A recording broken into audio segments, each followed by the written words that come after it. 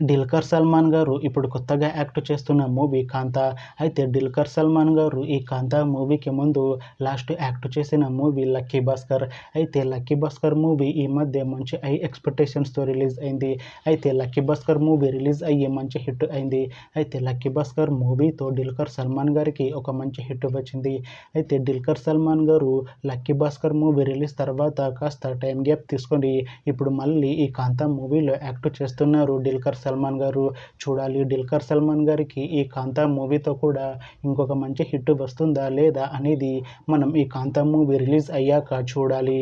అయితే 'కాంతా' movie team ఈ మధ్య ఒక చిన్న టీజర్‌ని విడుదల చేసింది. అయితే దానికి మంచి రెస్పాన్స్ వచ్చింది.